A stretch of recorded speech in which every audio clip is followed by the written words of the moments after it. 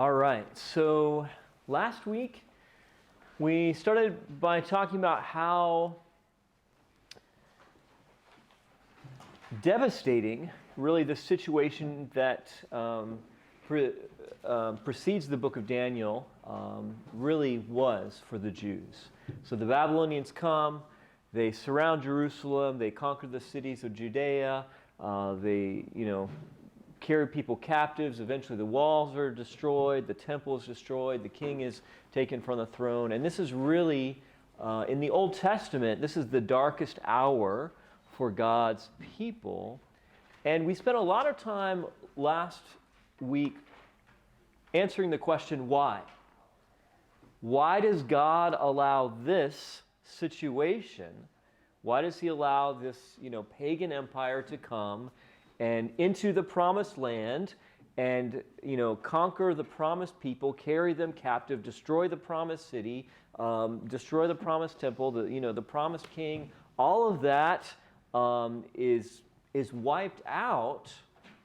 Why does God allow that to happen? And we looked at the prophecies, Leviticus 26 and other places. And we honed in on a summary of the central problem of the book of Daniel. And we're gonna come back to this over and over and over again. But the central problem of the book of Daniel is that the unfaithfulness of God's people has caused them to be exiled from their kingdom and allowed wicked kingdoms to rule over them.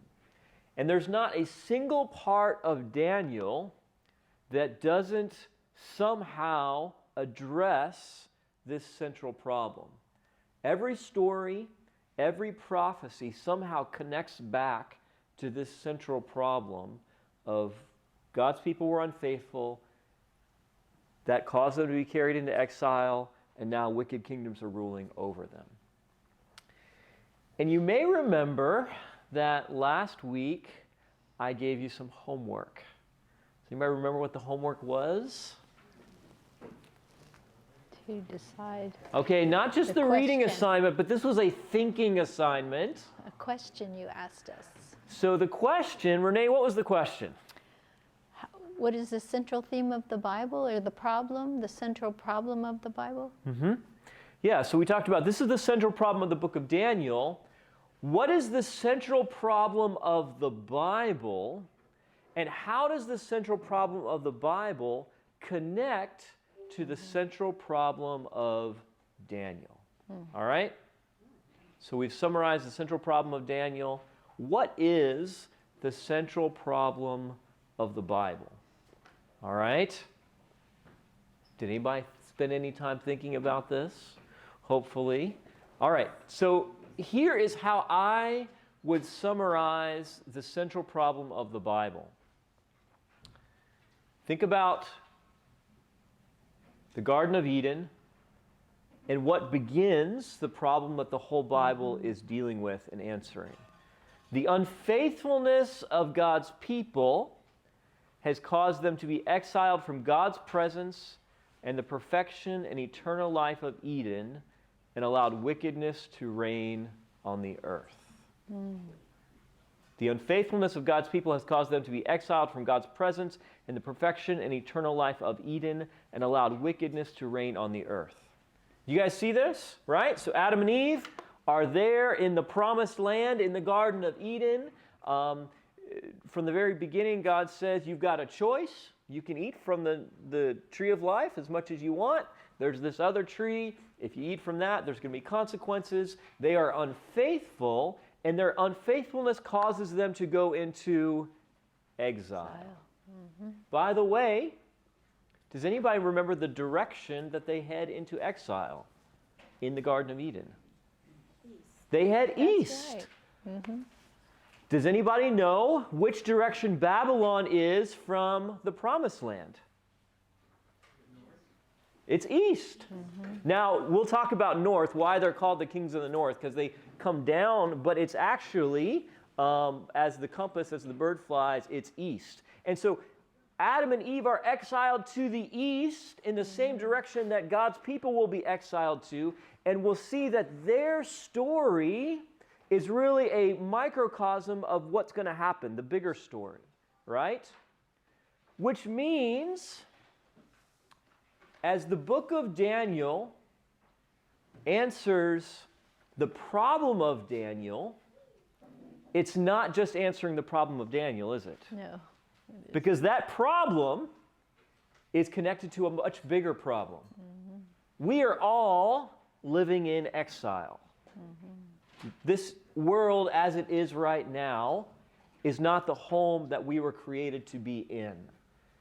And because of sin, we are experiencing this separation, this exile, and our hope is that one day this exile will be over, right?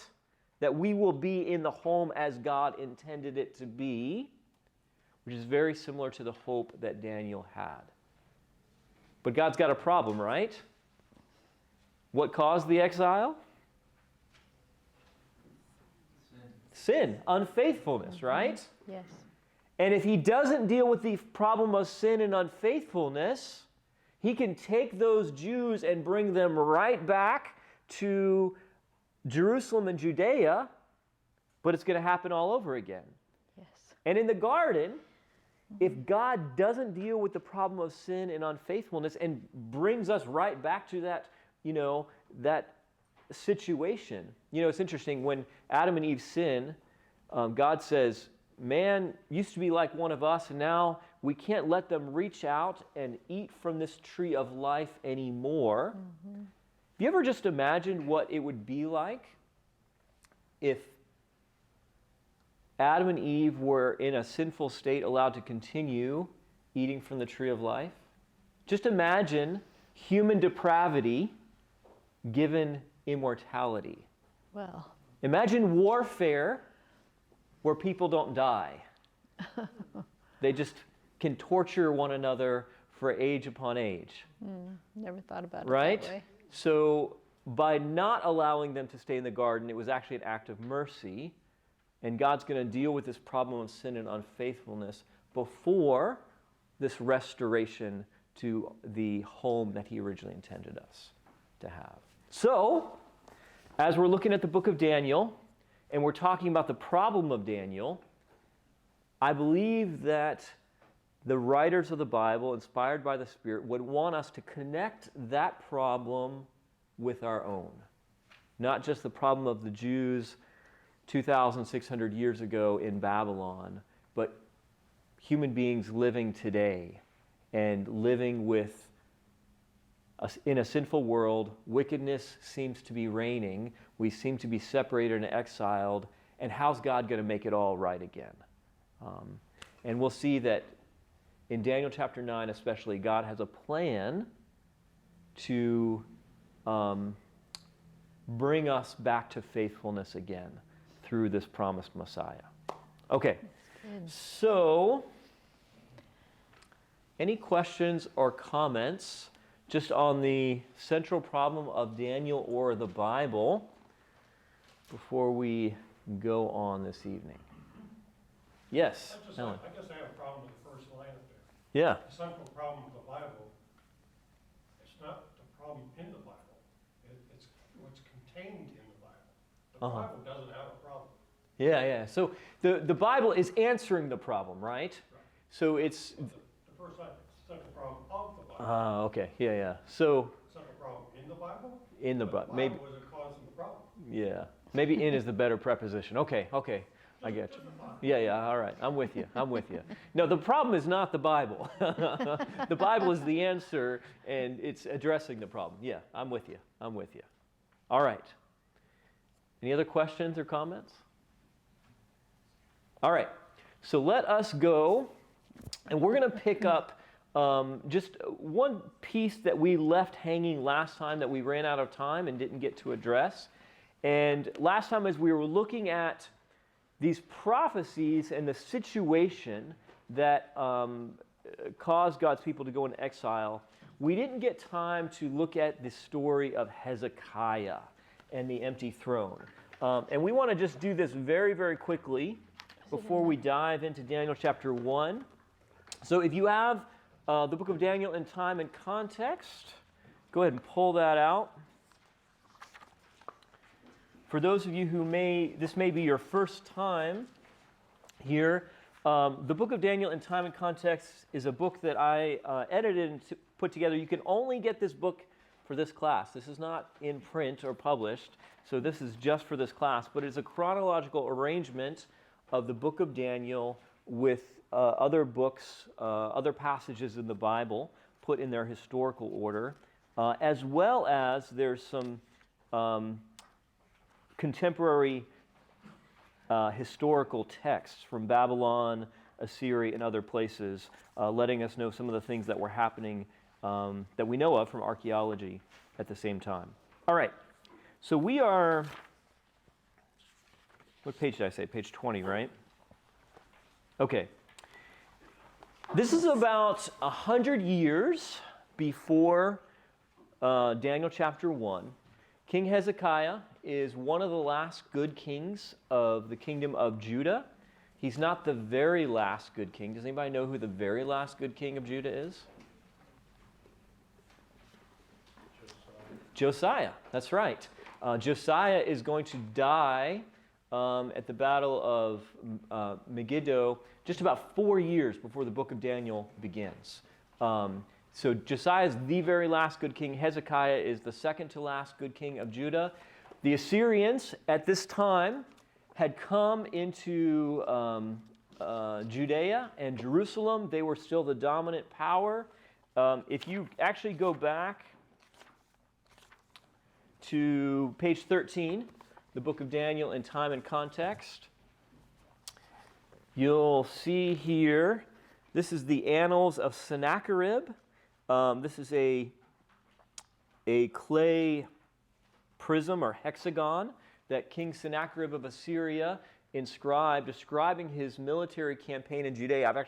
There's actually 2 copies of this that are in existence. One of them is in the Oriental Institute in Chicago. I've had a chance to go there and look at it. It's pretty cool.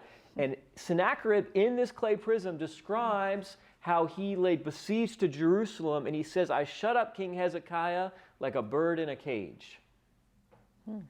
Now think about being a bird in a cage, right?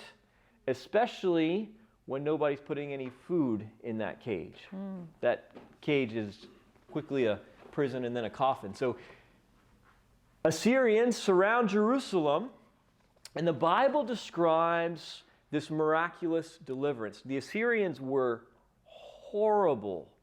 They would come in, they would lay siege to a city. Anybody that they would capture, they would, right in front of the walls of the city, they would flay them alive, meaning they would take all their skin off right there in front of the walls of the city.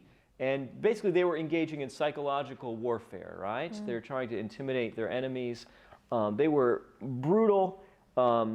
They surround the city. Hezekiah, the Bible records this story of Hezekiah praying for deliverance and an angel of the Lord coming, and this huge army of the Syrians is defeated in a single night. They're wiped out. If you go over to page 16, we have an account by the Greek historian Herodotus, where he describes this overthrow of the Syrian army, and many think it's corollary to the biblical account. And we don't have time to get into all this, but let me just kind of describe the setting. So Hezekiah is this Jewish king, a small kingdom. The largest, most powerful empire in the world comes, lays siege to him, and is defeated miraculously. In Sennacherib's prison, he says, I shut up Hezekiah like a bird in a cage. And then he describes going back to Assyria. But he never describes conquering Jerusalem, which was what they would do when they surrounded a city. But he doesn't describe it. Instead, he just describes going back to Assyria. So he is defeated, and this news spreads. And all of a sudden, all these kingdoms that have been bullied by Assyria are cheering on Hezekiah and the Jews. They've become famous overnight, right? They are the social media influencers. of the day. They're famous. Hezekiah gets sick and then recovers. Now, some scholars think that it was a plague that wiped out the Assyrians. Maybe Hezekiah is sick with the plague as well and recovers. Hezekiah is sick. God grants him recovery. And in 2 Chronicles, it describes what happens after Hezekiah has experienced this tremendous victory over the Assyrians and also this miraculous healing. So, Renee, if you'll read those for us. This is on page 20 of the book of Daniel in Time and Context. We're just going to read that little section about a third of the way down, 2 Chronicles 32, verses 23 to 26. Does everybody see where we're at? Okay. Read that for us, Renee. And many brought gifts to the Lord at Jerusalem and presents to Hezekiah king of Judah, so that he was exalted in the sight of all nations thereafter. In those days Hezekiah was sick and near death, and he prayed to the Lord, and he spoke to him and gave him a sign. But Hezekiah did not repay according to the favor shown him, for his heart was lifted up. Therefore wrath was looming over him and over Judah and Jerusalem. Then Hezekiah humbled himself for the pride of his heart, he and the inhabitants of Jerusalem, so that the wrath of the Lord did not come upon them in the days of Hezekiah. Okay, so this is a little bit of a summary. By the way, one of the most dangerous things sometimes for us spiritually is success. Yes. So Hezekiah experiences success, and instead of glorifying God, who's he glorifying? Himself, right? His heart is lifted up. He's proud. People are all coming and congratulating him. Way to conquer the Assyrians. And he's not giving glory to God, right? And even in his sickness and recovery, he's not giving glory to God. And so what we're going to do now is just read a little bit more of how this unfolds. So over on page 21, we have this section called the Babylonian Envoys. And Babylon at this time, remember this is 100 years before the book of Daniel, Babylon is rising in power.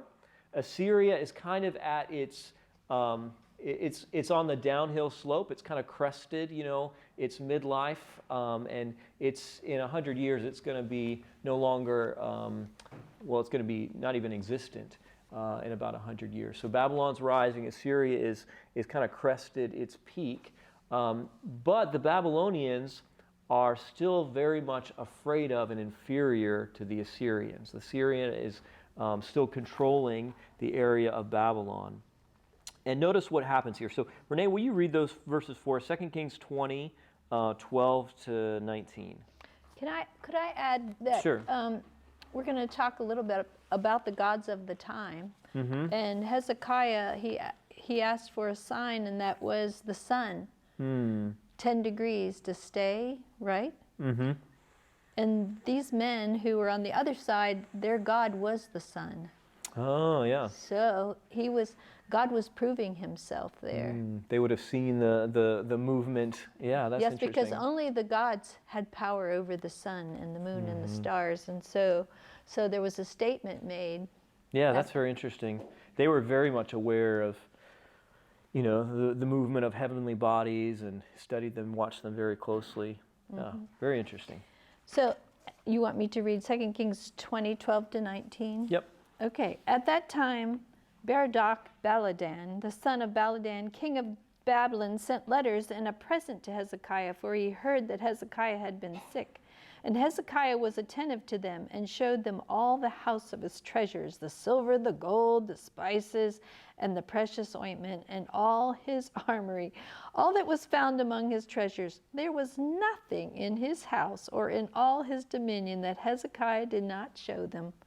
Then Isaiah the prophet went to King Hezekiah and said to him, "What did these men say, and from where did they come to you?" So Hezekiah said, "They came from a far country, from Babylon." And he said, "What have they seen in your house?" So Hezekiah answered, "They have seen all that is in my house. There is nothing among my treasures that I have not shown them." Then Isaiah said to Hezekiah, "Hear the word of the Lord. Behold, the days are coming when all that is in your house and what your fathers have accumulated until this day shall be carried to Babylon. Nothing shall be left, says the Lord. And they shall take away some of your sons who will descend from you, whom you will beget, and they shall be eunuchs in the palace of the king of Babylon." So Hezekiah said to Isaiah, "The word of the Lord which you have spoken is good." For he said, "Will there not be peace and truth at least in my days?" Yeah, at least someone else is going to have to deal with the problems, not me. Yes. So these envoys come from Babylon. Hezekiah, is feeling big in the head. And let me just show you guys everything. I mean, just kind of imagine this, right? So it's like he's flashing a wad of cash like in Skid Row, Baltimore, in his inner city Detroit, right? Like, look guys, look what I've got. I mean, this isn't very wise. He's really asking for it. Jerusalem and Judea is a small nation. Babylon, even though it's not anywhere near its peak, is bigger and stronger and more powerful than they are, and he's showing off. And are they going to forget that? No. And ultimately, it's his pride that the prophet is most concerned with. But notice the prophecy. What's going to happen to Hezekiah's household? It's going to be carried away to Babylon, including all that your fathers have accumulated shall be carried to Babylon, nothing shall be left. And they shall take away some of your sons who will descend from you, whom you will beget, and they shall be eunuchs in the palace of the king of Babylon. So Hezekiah, some of your descendants, not just your gold and silver, but some of your descendants are going to be carried off to Babylon and are going to be eunuchs there, serving in the household of the king of Babylon. Now, I should mention a few things. The word son in the Bible, when we think of a son, we think of very literally a father and a son. The word son in the Bible is much broader than that, and more often a better translation would be descendant, right? So when it says some of your sons are going to be carried off to Babylon, it could mean your sons, but it could mean your grandsons or great-grandsons or great-grandsons. Some of your descendants who will come from you will be carried off. All right. Well, turn with me to Daniel chapter 1. So we can do this. If you turn to page 101 in the book of Daniel, Time and Context, or if you want to turn there in your Bible.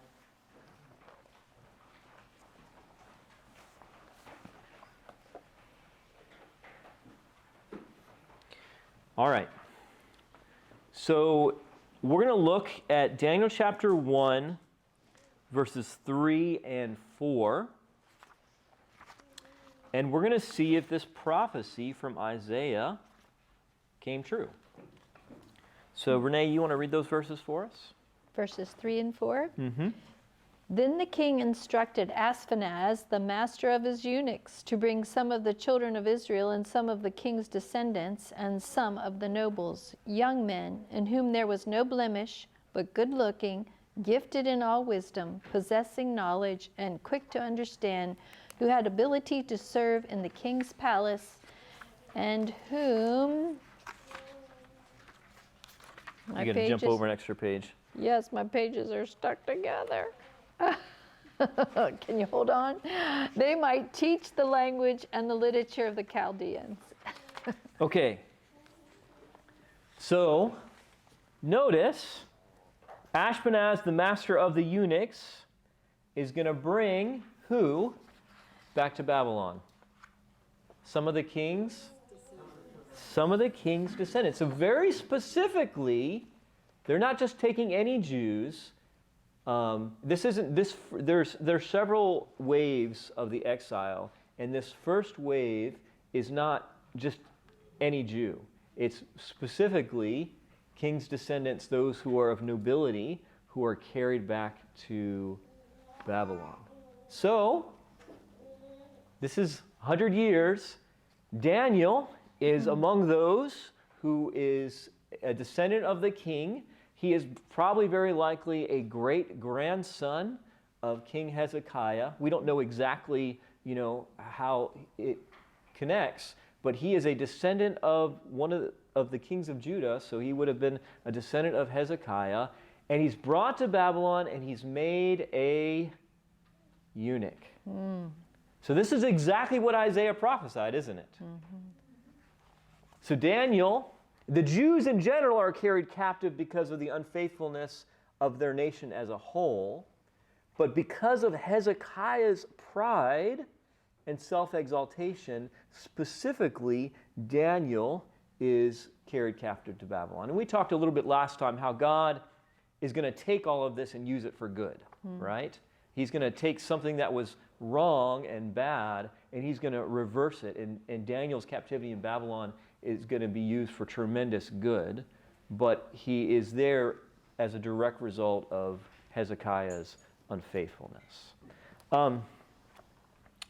And maybe this would be a good time for us to talk about what in the world a eunuch is. Does anybody know what a eunuch is? Yeah. A eunuch is a male who has been castrated. So let's dive into the world of ancient kings. In the ancient world, if you were a servant of the king and you were a male, you were almost always made to be a eunuch, right? This was something that the kings were very serious about, very intentional about. Now, why in the world would the king want all of his servants to be made eunuchs? Well, remember, the king, so Nebuchadnezzar, he's got a whole harem, right? He has got queens and concubines, probably by the hundreds. And his successor is to be one of his sons, right?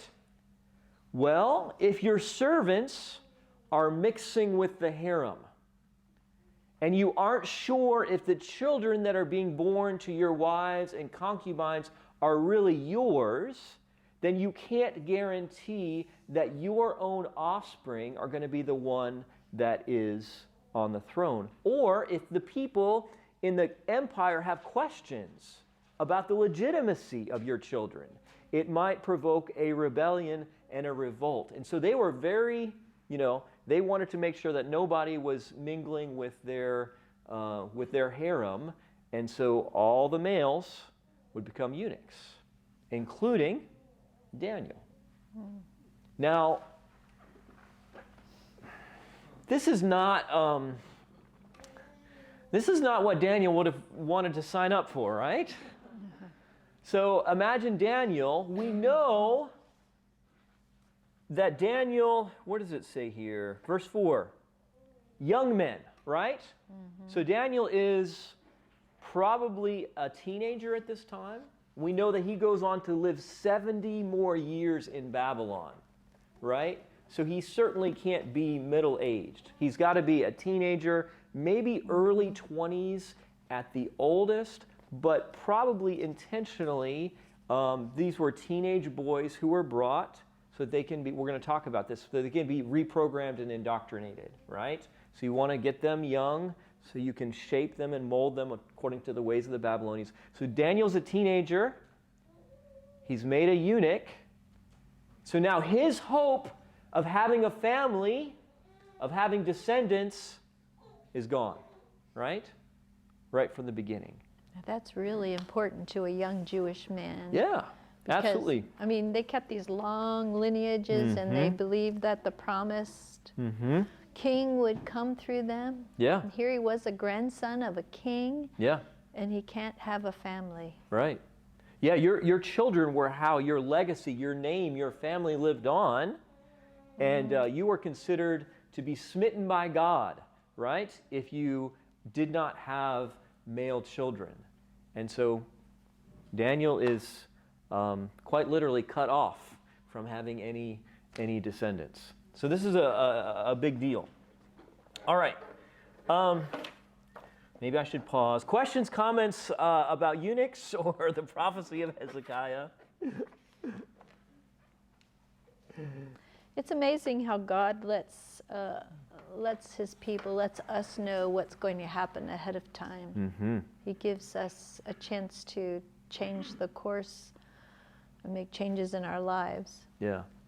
And I think Daniel must have been very aware of this prophecy and what the circumstances were that led him there. Yes, Jeannie. I think it's pretty amazing that even though they went through so much and were made eunuchs, they still stood faithful to God. Ah, They were yes, this is a big Teenager, deal. that's right. And I'm so glad you made this point. So remember, what's the central problem? The unfaithfulness of God's people, right? They couldn't be faithful even in their own land, right? Even amongst themselves there in Jerusalem, they were unfaithful, worshiping idols, sacrificing their kids to idols. They were oppressing the poor and the widows and the foreigners and the orphans. They were unfaithful even in their own land. And yet we're going to see God's going to answer the question, is faithfulness even possible? Wow. Is there anyone among his people who can be faithful? Is it even possible for God's people to live faithful to him? And we're going to see that Daniel and his friends, under the toughest of circumstances, are going to be faithful. And that's a big deal. Yes, That's a it big is. deal. One of the reasons I love Daniel is the Bible is filled with so many bad examples. If you've read the Bible, you know there are way more bad examples than good ones, right? I mean, it's horrible, some of the ways that people act I mean, it's just, you read the book of Judges and it should make you cringe. I mean, it's horrible. And yet, in Daniel, we have one of the few examples of somebody who, there's not a single sin recorded of Daniel in the Bible. He is this example of faithfulness. Ultimately, I believe, as a sort of model of Jesus and his faithfulness, who is going to be, of course, the ultimate one to be faithful. All right, so let's back up just a little bit.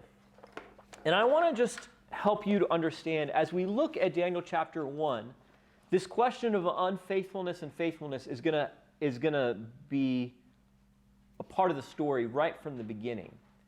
And we need to understand just a little bit of the process that got Daniel and his friends from Jerusalem to Babylon. So a little geography lesson here. So this is a map of Jerusalem and Judea. So they're over here. I don't know if you can see.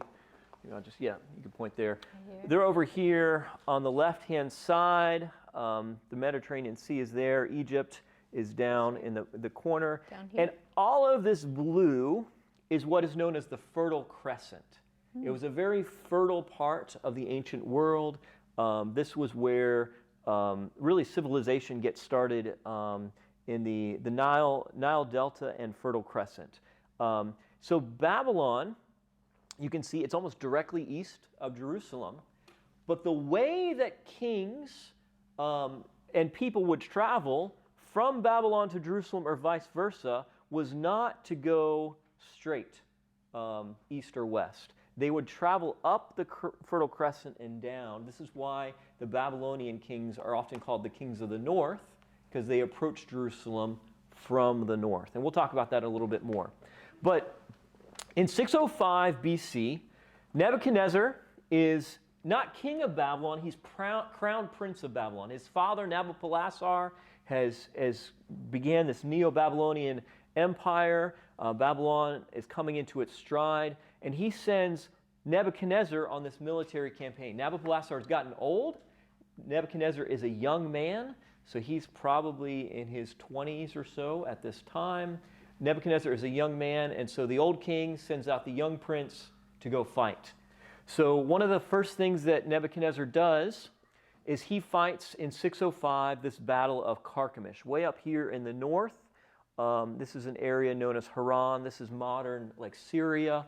So Aleppo, you can see it, modern Aleppo, well, even ancient Aleppo is right here. So this is just to the north. You've got the Tigris and Euphrates rivers flowing up this way, flowing down that way, from up that way. So Nebuchadnezzar goes up, and in Carchemish in 605, Nebuchadnezzar fights the last remnants of the Assyrian Empire. So in 612, the capital Nineveh was overthrown.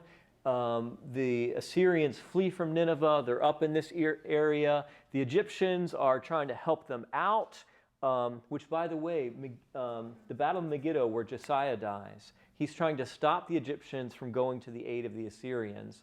He fights them. He dies in 609, so just 4 years before this.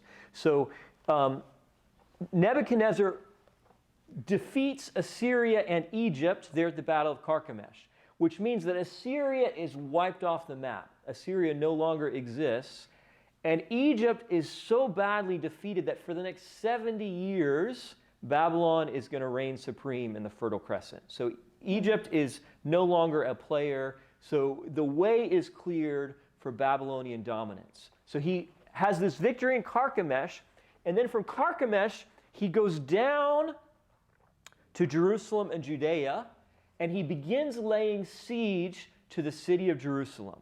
So we'll talk about this more, but Jerusalem and Judea is what was known, they're on this corridor. There's these two roads, the Way of the Sea via Mara and the King's Highway that go up the coast, and they are literally at the crossroads of Africa and Asia. If you wanted to travel from Africa to Asia, you would go through Jerusalem and Judea. It's a key strategic point. Nebuchadnezzar wants to control this to make sure that Egypt's not going to come back up. So he lays siege to Jerusalem and Judea. He's in the middle of trying to conquer Jerusalem when he gets a message that his father Nabopolassar has died. Now, Nabopolassar was way back in Babylon. Nebuchadnezzar is the crown prince, so he's the one who's supposed to take the throne, but he's not there in Babylon to take it, right? So this is a problem, because if he doesn't get back to Babylon, somebody else is going to take the throne, and then he's going to go back, and there's going to be a civil war on his hands. So he wants to get back to Babylon as quick as possible. And so what Nebuchadnezzar does, and we can read all of this. Where is this? All right.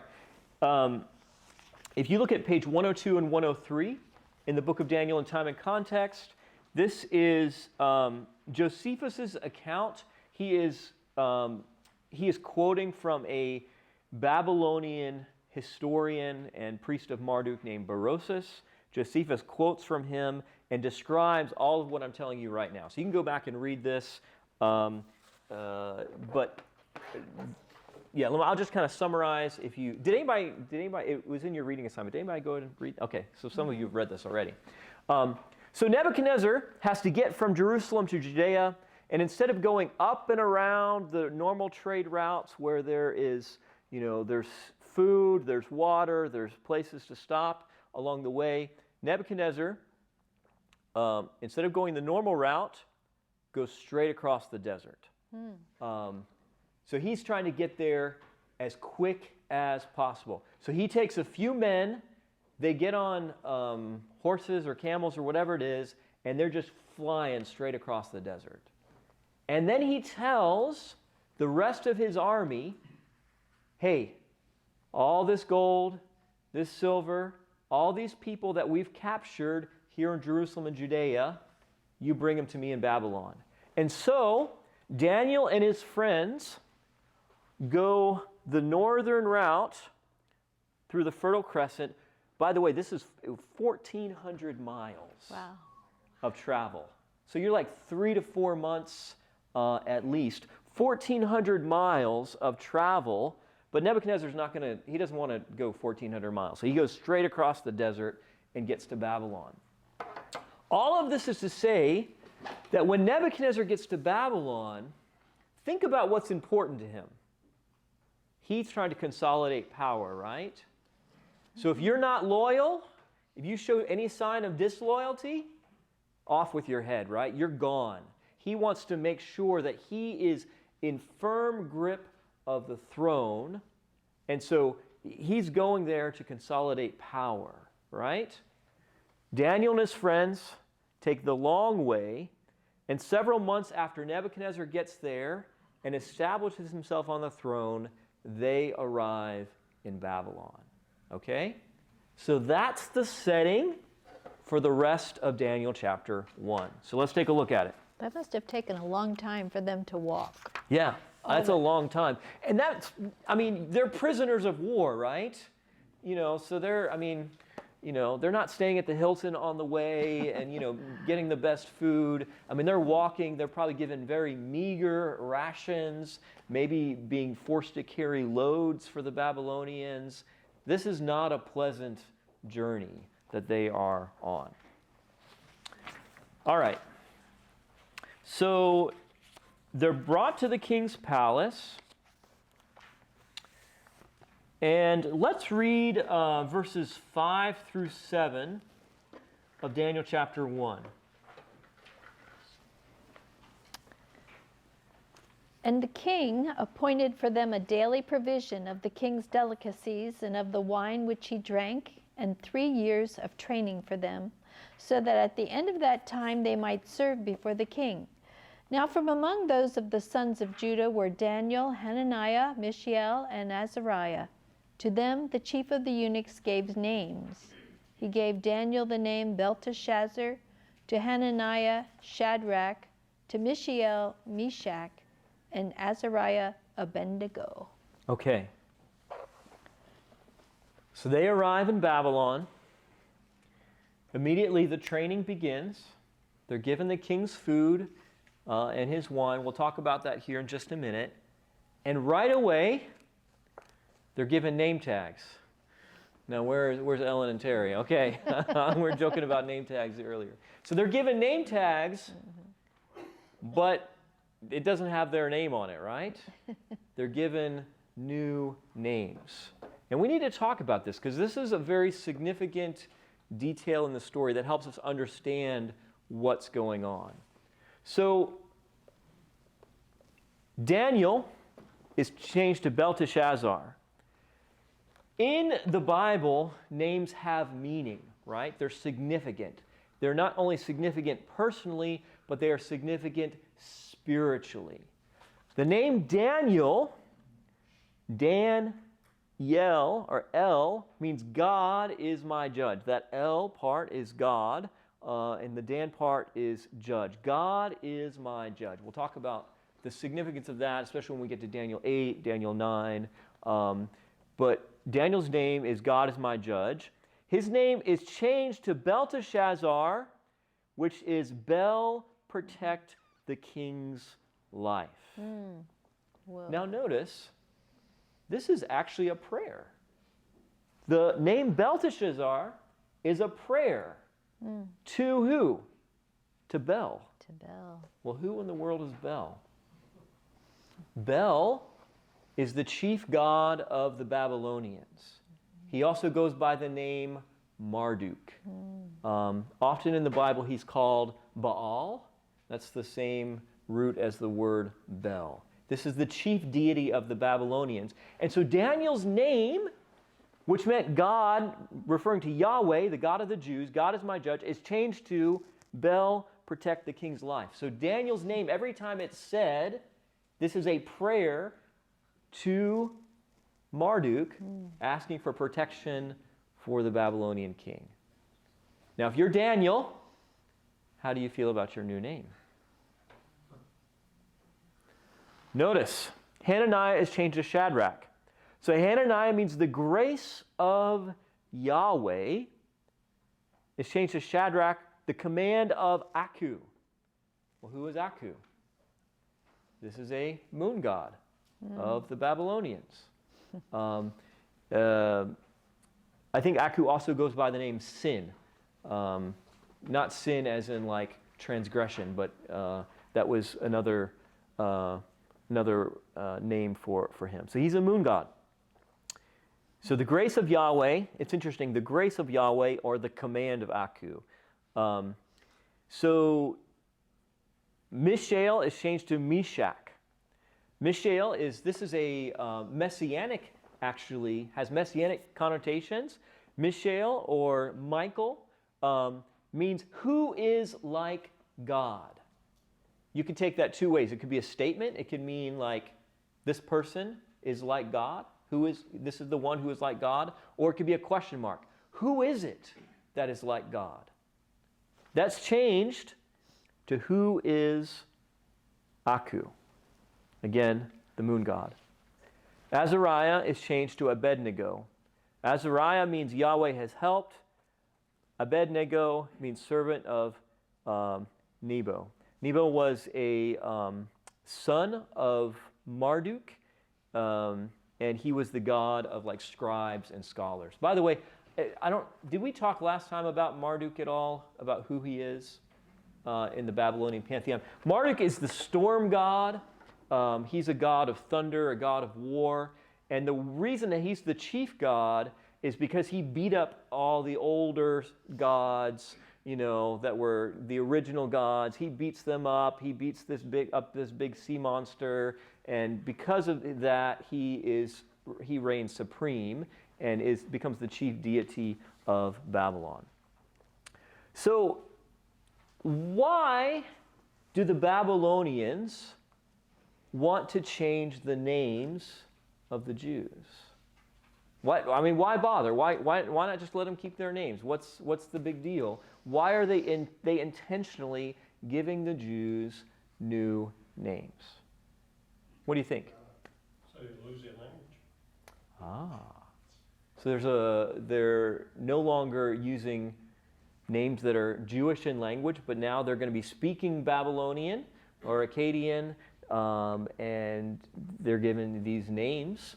Part of the brainwashing of to make them become a part of a new culture and give up their old culture. Yeah. So there's like kind of this reprogramming that's going on, right? This retraining. And let me back up here. So the reason that the Babylonians didn't just kill all these descendants of the king, the reason that they are taking the trouble to bring them back to Babylon, feed them, educate them in the language and the literature of the Babylonians, is because they are going to use them as proxies to control Jerusalem and Judea. They know that if they send a Babylonian to govern Jerusalem and Judea, well, how well are the Jews going to like that? They're not going to like it. There are probably going to be some problems. Maybe they'll revolt. They're probably not going to be super thrilled about paying taxes as much, sending tribute to Babylon. But if they can send a Jew who is loyal to the Babylonians, who understands their thinking and their ways, who is Jewish physically, but Babylonian in mindset and heart, then they will have a much better time at maintaining the control of the region and being able to continue to exert their dominance. And so they're using them, they're trying to make them good Babylonians so that they can use them in their governance over Judea. But this is a problem, right?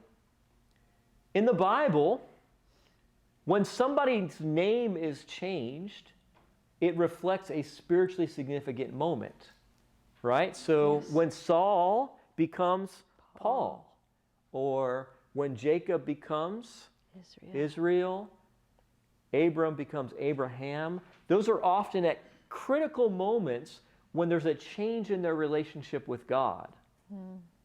And now here we see that the Babylonians are trying to force these new names upon these Jews, and these are religious names.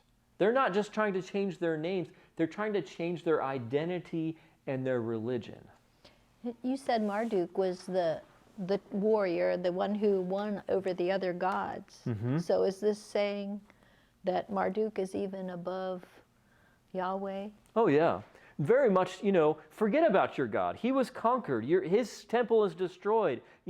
Don't worry about him. We've got new, better gods for you to worship now, and you can identify with them. You can, center your life around them. They're stronger. Yeah, Our gods absolutely. are stronger than yours. Absolutely. All your God's stuff is adorning the temple of Marduk. So, forget about him.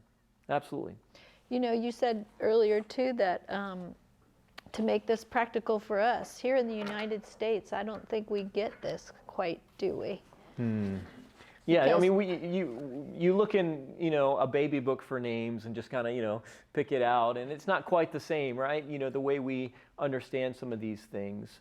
And to be conquered by another country, if Russia were to come here, they wouldn't change our God. Yeah. If maybe in India, if we went to India, and I went to be a princess in the Indian court, so to speak. It might be a little different. Yeah, it would be more relatable. Or in a Muslim country, they would want me to recognize and accept their God as they see it. And I think that's really a good point. Babylon is not a secular empire. Babylon is not atheistic. They are highly religious. If you were to go to Babylon at this time, there were temples everywhere. The historians, the Greek and Persian historians record there's a temple in every. I mean, it's kind of in the south. There's a church on every corner. There's a temple to Marduk or Shamash or whoever on every corner there in Babylon. There's idols, in people's homes. They are very zealous in their worship of these gods. And to become a good Babylonian, which is what is expected of the Jews, they would be expected to also worship their gods as well. Okay, so let's keep reading here. We're going to run out of time, but let's go. Let's read verses 8 through 14 of Daniel chapter 1. But Daniel purposed in his heart that he would not defile himself with a portion of the king's delicacies, nor with the wine which he drank. Therefore he requested of the chief of the eunuchs that he might not defile himself. How many verses? Down through 14, I think. Now God had brought Daniel into favor and goodwill of the chief of the eunuchs. And the chief of the eunuchs said to Daniel, I fear my lord the king, who has appointed your food and drink, for why should he see your faces looking worse than the young men who are your age? Then you would endanger my head before the king. So Daniel said to the steward, whom the chief of eunuchs had set over Daniel, Hananiah, Mishael, and Azariah, please test your servants for 10 days, and let them give us vegetables to eat and water to drink. Then let our appearance be examined before you, and the appearance of the young men who eat at the portion of the king's delicacies as you see fit. So deal with your servants. So he consented with them in this matter and tested them 10 days. Okay, so they're brought to Babylon, given new names, and right away, there's a spread, set before them. I mean, so, think of Wood Grill or Golden Corral, or, there's this spread of food, right? And it's not just any food. This is the king's food. They're going to be servants of the king, brought into his kind of palace household. And think about the experience of Daniel and his friends in the months prior to this. When Nebuchadnezzar lays siege to Jerusalem, what is he doing? He's surrounding the city. He's choking it off of food and supplies, and he's weaponizing hunger, right? He's going to wait until the people starve and then surrender. So we don't know exactly how long, but maybe food was scarce. And then they're traveling for months by foot back to Babylon. They're probably not given abundance of food on this journey. And then they get to Babylon, and there's a feast. There's a feast. Now, it seems like the thing to do would be just to be like, wow, they're Yes. treating us really nice. I should be, happy for food when I can get it and just dig in, right? And yet, Daniel and his friends, they think that that food is going to defile them. That it's not just food, that something about eating and partaking of this food is going to defile them, and they don't want to. They don't want to eat it. So we need to understand a little bit of what's going on here. Why would Daniel, it's just food, right? And he's hungry, and the king is being gracious, and you don't want to make Nebuchadnezzar mad at this point in time. Why wouldn't he just eat it? What's the big deal? So let's talk a little bit about why Daniel and his friends may have seen this food as being something that would defile them. All right? So there's probably 3 or 4 different reasons at least, and we'll just go through these very quickly. First of all, a lot of this food is probably what the Bible would consider to be unclean. So if you go back to Noah's Ark, right? God, often we see the pictures of how many animals going to the ark, 2 by 2. But it wasn't just 2 by 2. It was actually 7 of clean animals. And God gave Noah in certain instructions that these are the animals that you can eat. These are animals that are clean, but animals like pig and camel and vulture, whatever, you're not supposed to eat them. They're to be unclean. And other places in the Bible, this is also specified. So you've got like Leviticus 11, Deuteronomy 14. There's these unclean animals that God had told his people to not eat, to stay away from. And this was one of the things that, the Jewish culture was very distinct. It was very different from the nations around them.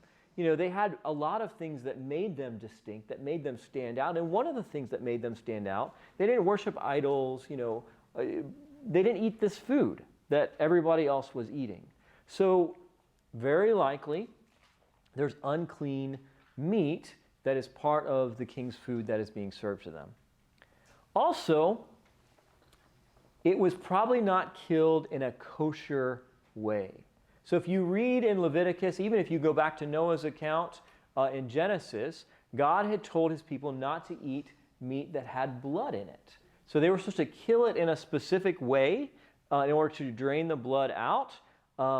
It was not supposed to contain blood. And so this was something that would Daniel and his friends would be aware of. So even if the meat was clean, it probably wasn't killed in a kosher way. So the blood wouldn't have been drained out, and they would have known this. And we'll talk, when we get to Daniel 8 and Daniel 9, we'll talk a little bit more about the significance of the sanctuary and the sacrifice. But in those accounts in Genesis and in Leviticus, blood is seen to represent life. And God says, because it represents life, you're not to partake of it. The meat that you eat needs to not have blood in it. Okay, so the other reason is that probably it's not just the king's food, but it's the king's Drink, yeah. wine. Now, the word that the Bible uses for wine is, ancient Hebrew had a very small vocabulary, and they'd use words for multiple things. So the word used in the Bible for wine could mean grape juice, or it can mean alcoholic fermented beverages, right? And so there's a whole spectrum there. The king of Babylon could have been just serving grape juice, but it probably just wasn't just grape juice, right? He's a king after all, so this is probably alcoholic. And the Bible had some strong things to say about drunkenness, about being careful regarding alcohol. Daniel and his friends would have been very aware of this, and so they would have been cautious. And finally, almost undoubtedly, this any of the meat that was served on the king's table had first been offered to idols. So it was a very common practice in the ancient world that any meat would be offered first as a sacrifice to an idol or to a god, and then it would be eaten. Daniel would have been very aware that it's not just meat, but this has probably been offered as a sacrifice to Marduk or Aku or Nebu or any of these gods, and it's been part of the worship of these idols. And so Daniel's very cognizant of all of this. He understands what God has asked his people to do. And remember, what's the key issue that has caused God's people to go into exile? Unfaithfulness. So Daniel, from the beginning, recognizes unfaithfulness is what got us here. Yes. What am I going to do? Maybe it's just food, but he knows what God has commanded. He knows what God has said. And he purposes in his heart that he will not defile himself, that he will be faithful to God even in Babylon. That's a big decision right there, isn't it? Yes, it is. It's huge. I mean, can you imagine just the temptation? Like, it's just food, right? We're hungry. We don't really have a choice. This is what they're serving us. Just eat it. Keep your head low, Daniel. If you make too big of a fuss, you're going to be dead. So just eat the food. And probably most of the Jews who were carried captive did just that. So we're only told about Daniel and his 3 friends who don't eat the food. There wasn't just 4 Jews who were carried captive. There would have been hundreds, maybe thousands during this first wave. What about them? They all probably just ate it. It would have been very easy for Daniel to say, no big deal. It doesn't matter, right? Yes. It's just food. But he purposes in his heart that he's not going to eat it. I want to look with you at a Bible verse in the New Testament, in Luke chapter 16.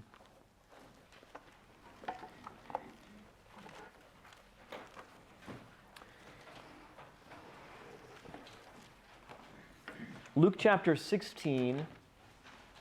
That's page 1012. 1012.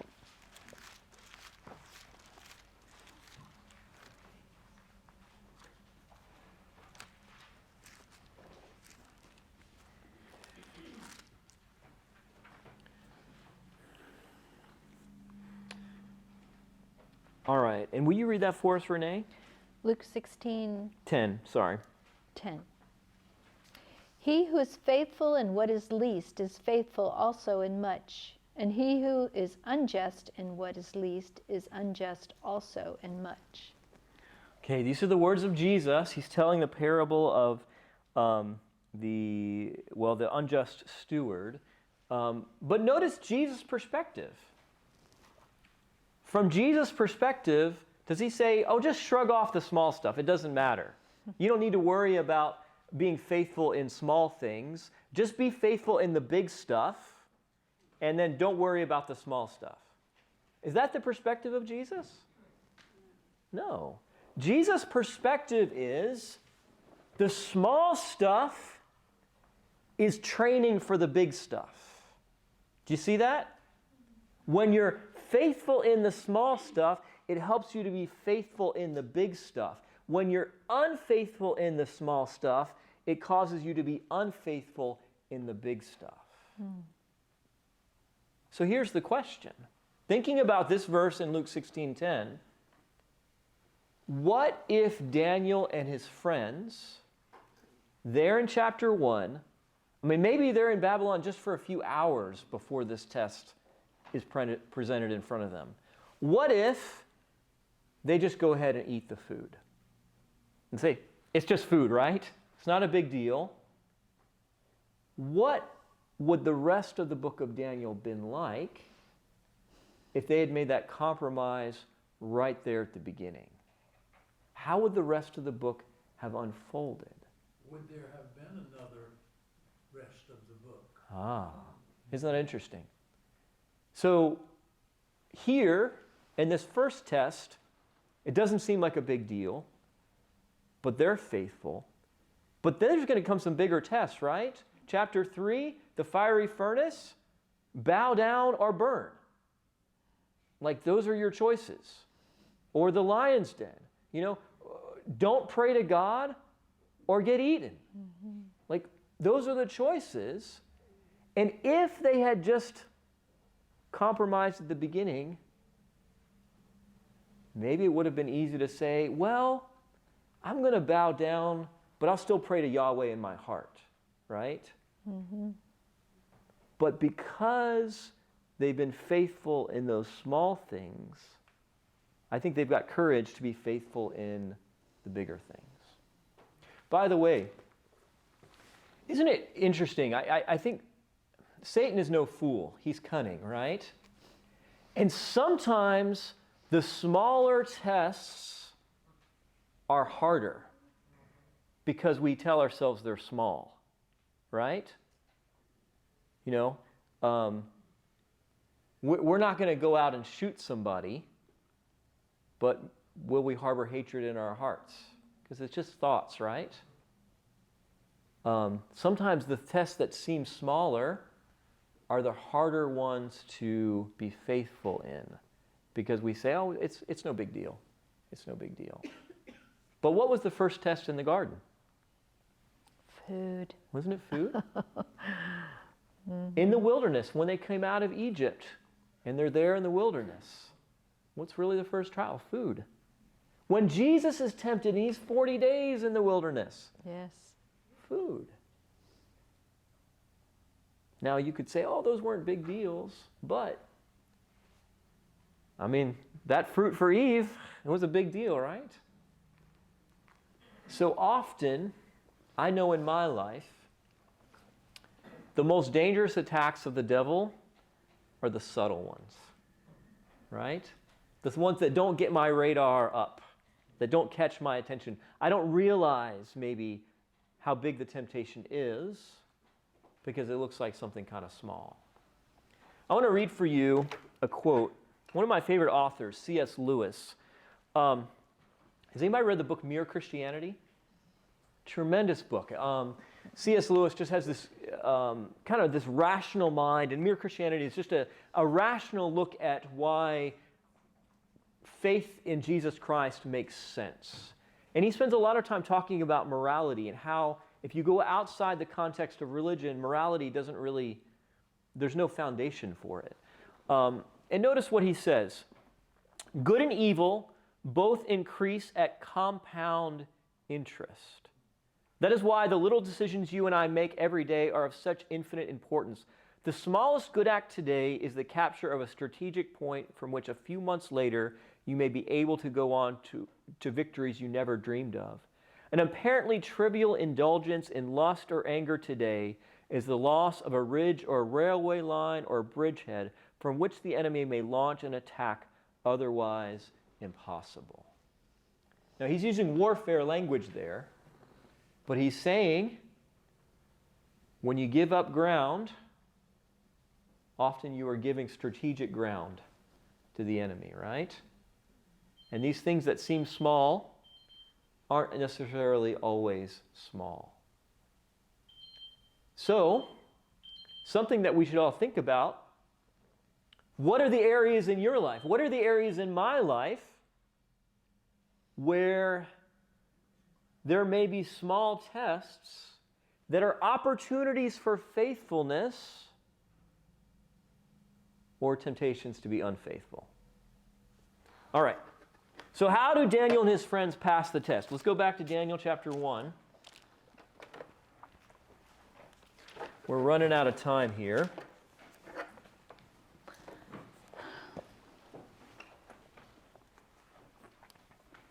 So Daniel's very wise. He doesn't just say, we're not going to eat your dumb food, right? Oh dear, he's a diplomat. That's not going to work. He says, hey, wait a minute. Could we have 10 days? Give it a try. See how we do.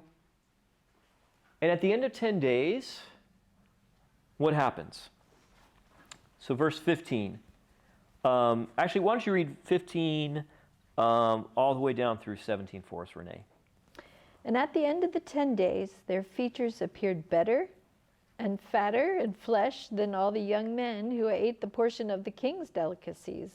Thus the steward took away their portion of the delicacies and the wine that they were to drink and gave them vegetables. As for these 4 young men, God gave them knowledge and skill in all literature and wisdom, and Daniel had understanding in all visions and dreams. That's going to be significant. Yeah, it's going to be very significant. So 10 days passes. Most of the captives are eating, they're drinking wine, they're eating, the buffet at Wood Grill. They're going for it. Daniel and his friends, they're doing vegetables, water. They're healthier. And notice God adds his blessing to it, right? It's not just that they're eating vegetables, but their faithfulness in this small test has given God an open door through which he can bless them. And God blesses them, and the eunuchs and stewards notice, hey, wait a minute, something's going on here. And so they're allowed to continue, and God gives them wisdom. He gives them skill. He continues to bless them. So it's not just that if we give in and are unfaithful, we're setting ourselves up for having a harder time being faithful in the future. We may also be missing out on blessings that God is waiting to give toward us. It strikes me when you had that list up there of why he wouldn't want to have the king's food. That all had to do with the sanctuary and sacrifices. And this young man had a relationship with God before he ever left home. Yeah. His life is so unusual for a teenager.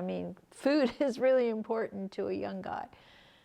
But he thought that it would affect his relationship with God, not because he was works-oriented. He didn't think that God was up in heaven keeping track of everything. But he wanted to honor God. Yes, he wanted to honor God and their names, what you went through with their names being so important in showing their allegiance to God, and now this issue, which for a Jew was an allegiance issue. And he had that relationship that supported that decision. Yeah.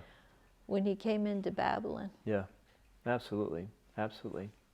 And I really think that God was allowing them to go through incremental tests, right? Yes.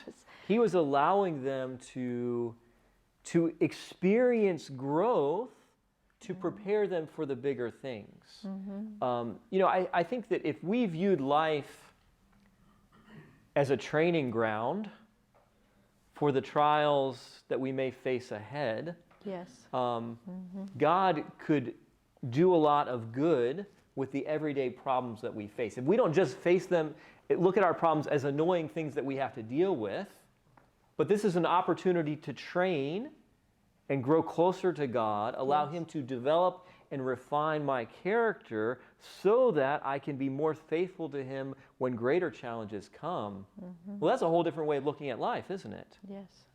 I really, a couple years ago, I began changing my mindset from trying to be like Jesus to training to be like Jesus. That's good. So I've got a good friend, Jeffrey Vergara. Some of you know Jeffrey. If you see photos of Jeffrey Vergara from maybe 15 years ago, he was very overweight, like more than 100 pounds overweight. He had health problems, a liver condition, and basically he was told by his doctors, you're not going to be around to see maybe your kids go through milestones, let alone your grandkids, if you don't change something. And so Jeffrey Vergara began making these small incremental changes. And he started just, walking a little bit, eating a little less fast food, changing his sleep schedule, just making these small changes. And ultimately, he made thousands of small decisions until he got to the point where he was doing Ironman competitions. Does anybody know what an Ironman competition is? Right? So you've got swimming, what is it, like 2 miles of swimming, and then you run a marathon, like 26 miles, and then you bike like 100 miles. He was doing these on a regular basis. And I remember asking Jeffrey one time, I said, Jeffrey, what if you had, in your previous condition, tried to do an Ironman? And he said, well, I wouldn't have even made it past the swimming. They would have, had to pull me out of the lake, either, on the surface or down off the bottom. He just could not have tried hard enough and completed it. But by making thousands of little decisions, he completely changed his whole body. And what if we saw every day as an opportunity to make little decisions for Jesus, for him to train us to be more like him in preparation for the bigger challenges we have ahead?